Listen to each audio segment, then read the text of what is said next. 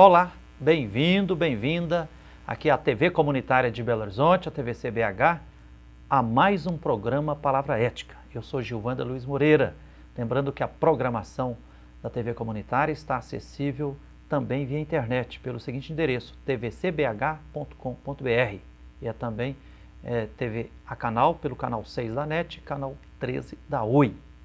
Estamos no meio de uma gravíssima crise hídrica, crise ecológica, crise ambiental, sem falar de outras tantas crises. Mas para aprofundar para nós esse assunto, nós temos a alegria de receber hoje aqui no Palavra Ética, Maria Tereza Corujo. Maria Tereza, bem-vinda. Obrigada, Frei. Maria Tereza Corujo, conhecida carinhosamente no meio do povo lutador dos movimentos socioambientais do estado de Minas Gerais e do Brasil, como a nossa Teca, né? Maria Tereza Corujo é integrante, militante do movimento da Serras e Águas de Minas e também do movimento do Gandarela e também da Articulação Popular pelo São Francisco Vivo. Maria Tereza Corujo, nossa querida Teca. Até que enfim, dizem no Brasil, na história, que quando a mídia começa a falar de um assunto, uma das questões é porque o assunto já se tornou gravíssimo. Sem dúvida. Então estão agora alardeando que a crise de água está grande e o povo já está sentindo, né? Racionamento em centenas, não, é mais de 1.000 municípios brasileiros, estado de São Paulo praticamente sem água, em Minas Gerais já dezenas e dezenas de municípios em situação de emergência.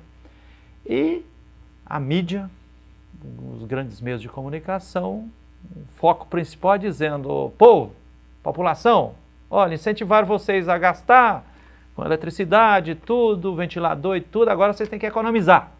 No mínimo 30% e tá.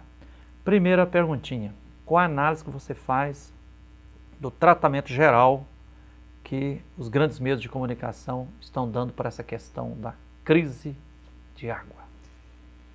Eu estou muito preocupada, eu estou indignada, porque a forma como está sendo trazido essa gravíssima situação hídrica, energética e esse momento no nosso país é inconsequente, chega a ser inconsequente. Por quê?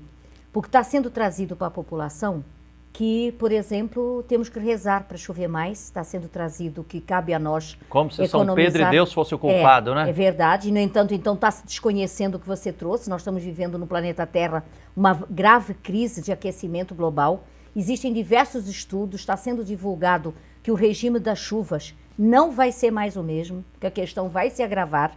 Então, e está sendo trazido para a população que então cabe a nós economizar 30%, está me preocupando muito que já está sendo trazida a questão de se pagar multas, se a gente não economizar, e não se escuta, e está um silêncio absoluto sobre outras questões gravíssimas que têm mais a ver com essa grave crise ambiental e hídrica. Por exemplo, o que é que o setor chamado produtivo, que consome ou destrói aquíferos, vai fazer nessa grave crise? Nós estamos aqui, nós que somos movimentos que estamos lutando há anos contra atividades, como no caso a mineração especificamente, que para além do consumo destrói aquíferos, ou seja, se não tiver aquíferos que cedem água, Frei, não vai adiantar a gente reduzir consumo, porque não vai ter água para consumir. E isso está absolutamente em silêncio. Não se fala, por exemplo, o que é que outras atividades, como o agronegócio e como outras atividades como indústria, o que é que elas estão fazendo nesse momento para colaborar com essa grave crise? Principalmente se aquelas atividades que são, por exemplo, a exportação. Será que nós vamos continuar perdendo essas águas e essa situação tão crítica para que grandes empresas exportem, mantenham os seus balanços com grandes lucros? E nós vamos ficar com o quê? Então, isso está me preocupando muito, a forma como isso está sendo trazido para a população. A população de Minas Gerais, ela acolhe, geralmente a gente está escutando já o pessoal tentando lidar com isso, e eles estão sendo impedidos de saber a verdade, primeiro sobre o que nos trouxe até aqui, e o que é que os outros setores que realmente impactam, porque não que consomem muito mais água e destroem aquíferos, o que é que eles vão fazer? Isso não está sendo passado. Exatamente, Teca. Olha, na minha atuação pastoral, a partir da Comissão Pastoral da Terra, nós acompanhamos a Via Campesina. E dentro da Via Campesina, um dos integrantes é o movimento dos atingidos por barragem. Por exemplo, eu aprendi com os militantes do movimento, do MAB, Movimento dos Atingidos por Barragem, que via de regra, por exemplo, na área energética, as famílias consomem de 16% a 18% da energia produzida no país. E que 70% da energia é consumida principalmente pelas grandes empresas eletrointensivas, né, siderúrgicas e outras tantas grandes aí. Né? E outra fatia é a energia pública, né, para a iluminação das cidades, etc, etc e tal. Na questão da água, que eles também lutam contra as grandes barragens, né, que causam uma devastação socioambiental tremenda, ele diz, olha, já está estabelecido, 70% do consumo de água é o grande projeto da agricultura brasileira através do agronegócio e do hidronegócio. Né? Teca, por exemplo, há 2 meses atrás, eu estive em Arinos, noroeste de Minas, e entrevistei lá a Débora Firmino, que é presidenta do comitê da bacia do rio Urucuia, um dos 36 afluentes do Rio São Francisco. Né? Eles fizeram um diagnóstico, tem até um vídeo que está aí no YouTube. Só o município de Buritis, no noroeste de Minas, tem 100 pivôs chupando as águas, né? E aí secando, né, as lagoas, os córregos, né, os riachos, as grotas. Um absurdo, um absurdo. O rio Urucuia, o povo já está atravessando em pé. Então, quer dizer, fritar dos ovos, a população está com uma fatia menor, né? Se não mudar o modelo de produção, modelo econômico, você acha que então são claras as evidências que a situação vai piorar 1000 vezes? Sem dúvida, Frei Gilvander. E isso é assustador, porque uma sociedade, ninguém vive sem água. Então, isso é uma situação gravíssima, principalmente porque isso significa inviabilizar a vida em determinados lugares. Então, eu já escutei, já estou escutando falar a possibilidade, por exemplo, em São Paulo, haver um êxodo.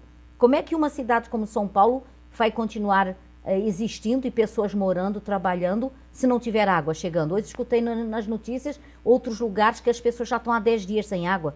Então já está se falando em racionamento num outro município, as pessoas ficarem 2 dias com água e 5 dias sem água. Quer dizer, isso é uma coisa incabível num país e num estado que é chamado Caixa d'Água do Brasil. Então tem que se olhar as responsabilidades, isso não é falado. Quem tem a responsabilidade de ter chegado até aqui? No nosso entendimento em relação à mineração, a responsabilidade foi, por exemplo, de tantos licenciamentos feitos em lugares que são aquíferos e que destruíram esses mananciais de água. Então eu estou escutando falando tanto da questão da Copasa de Serra Azul, e não está se falando que lá em Serra Azul, por exemplo, tem um grande complexo minerário que destruiu quilômetros daquela região. Provavelmente, aquela água que está faltando no sistema Serra Azul da Copasa, ela está faltando, provavelmente, quase certo, porque teve atividades minerárias nos lugares que geravam água para chegar no sistema Rio Manso. Isso está em silêncio absoluto. Então, isso se torna grave, principalmente, o senhor está me perguntando as perspectivas. Não estamos vendo, por parte dos governos, uma posição correta em relação a isso. Estamos aí vendo as perspectivas de minerarem a Serra do Curral, a perspectiva de quererem manter a mineração, fazer a mineração na Serra do Gandarela.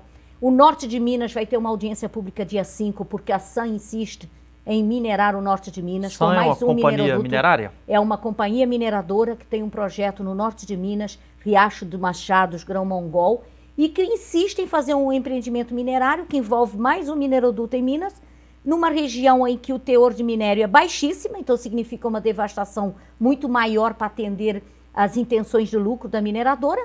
E isso não está se falando, por exemplo, de uma posição dos governos de parar imediatamente esse licenciamento para fazer uma avaliação crítica, que na realidade já existem dados que dizem que o norte de Minas não tem como atender ou ter esse empreendimento lá. Estamos vendo aí as intenções de quererem minerar de novo em vários lugares a Serra da Moeda, mais minerodutos. Quer dizer, E isso não é falado? E como é que vai ficar essa situação? Então, as perspectivas de futuro vão também depender das decisões que forem tomadas hoje por todos os nossos governos em relação a esses mega empreendimentos. Porque não faz sentido minerar o nosso território para exportar minério para a China, principalmente, à custa de todas essas perdas da Caixa d'Água do Brasil e de cada um de nós. Teca, quando estava na crista da onda a guerra do Iraque, né, eu vendo aquela matança toda lá e tudo, aí pensando assim, falei, gente, mas que azar, a população que vive em cima do solo iraquiano. Aí você fala assim, não, por um lado o povo está em cima do petróleo, que é riqueza, mas também é chamariz para chuva de bomba para a guerra, né? Então, trazendo cá para nós também. Minas Gerais, como você já ventilou, era conhecida como a caixa d'água do Brasil, né? O único estado brasileiro que tem Minas no nome, né? Minas e Gerais. Minas de água e de minério, e os Gerais do Cerrado, que está praticamente quase todo devastado, né?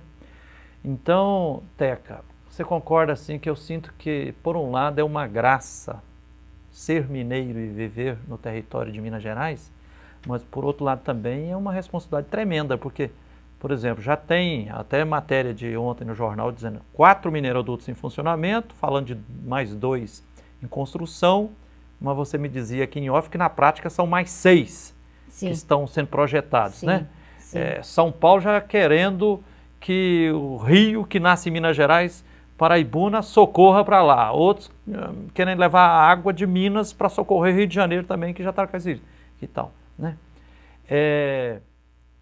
Então, Minas Gerais, nós temos uma responsabilidade maior? Sim, e o mais difícil disso é que a sociedade, eu percebo, que ela estaria pronta para realmente lidar com essa situação de um modo mais correto.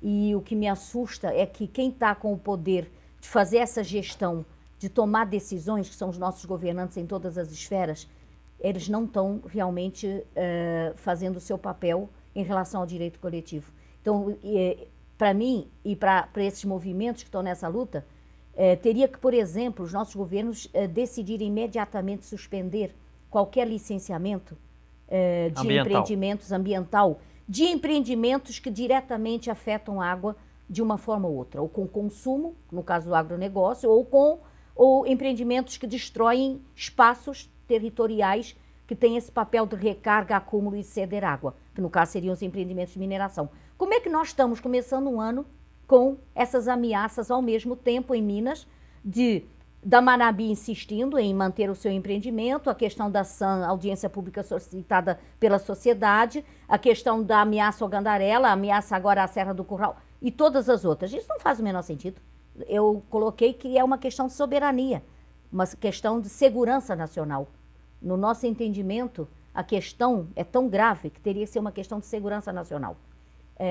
A Articulação Popular São Francisco Vivo, o ano passado, tomou iniciativa e lançou-se a moratória do Rio São Francisco, que é uma perspectiva dessa, de se suspender para se avaliar criteriosamente, porque se não houver água para consumo humano e de sedentação de animais, não pode se permitir mais nenhuma perda de água.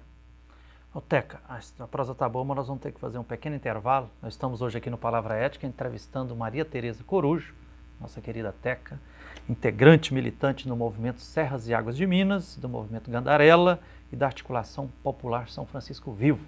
Nós vamos a um pequeno intervalo e voltaremos já já para continuar entrevistando a Teca aqui sobre os desafios que nos afligem diante da gravíssima crise energética e da crise de água.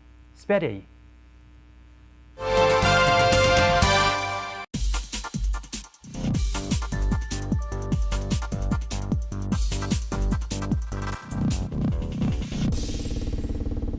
Para derrubar adversários e que sabem como ninguém o que fazer em meio a uma confusão na rua. Aí a gente foge da briga. A sua vida vale mais que qualquer discussão. No Brasil, milhares de pessoas são mortas por impulso. Conte até 10. A raiva passa, a vida fica. Paz, essa é a atitude. Uma campanha do Conselho Nacional do Ministério Público e ENASP.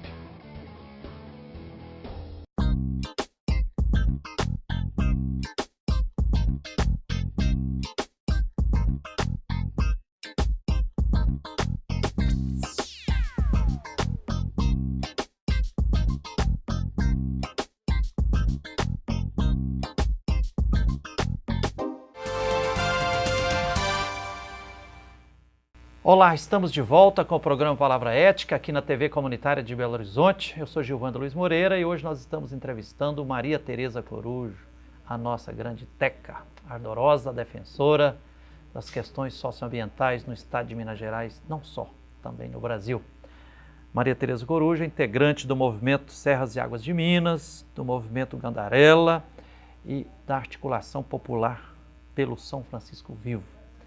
Maria Tereza, nossa grande teca, no final do primeiro bloco, você estava falando que uma das grandes causas, né, é o grande modelo econômico que está vigorando no Brasil, acumular, construir cada vez mais, e do qual faz parte um mega projeto de mineração. Ontem eu dizia aí, sem uma referência, já 4 minerodutos em funcionamento em Minas Gerais, escoando as águas para o mar, empurrando o minério, e você me dizia que tem mais 6 minerodutos sendo planejados? Sim. Quais são? Embora não esteja oficialmente no pedido de licenciamento, porque é de praxe na mineração entrar com licenciamentos de forma fragmentada, então eles inicialmente dizem que a área a ser minerada é uma determinada área, que é só um mineroduto, mas na realidade quando a gente vai estudar a fundo a gente percebe claramente que a área depois vai ser maior e que vai demandar. No caso Anglo-América, por exemplo, em Conceição do Mato Dentro, já licenciou um mineroduto, Minas Rio, que está pronto para começar, e na realidade quando se vai ver o total de produção da mina, e eles já entraram agora com ampliação, ela demandaria no mínimo mais 2 minerodutos. A mineradora Samarco, que perto de já Mariana, tem, era Mariana já está com 3, três, tá com né? 3. A Manabi, minerodutos. que o ano passado conseguiu um licenciamento à revelia de uma série de situações ilegais, de questionamentos jurídicos até do Ministério Público, teve situações gravíssimas nesse licenciamento da Manabi. Também tem mais um mineroduto, e quando a gente olha o estudo de impacto ambiental pela produção de minério, na realidade, além desse um, vai ter mais um. Tem a Vale, que já está começando a comprar terras na Serra da Serpentina, que já entrou com uma outorga de água equivalente para além Serra do da mineroduto. Serpentina está onde? É na região também, de Conceição do Mato Dentro, aquele miolo lá da Bacia de Santo Antônio.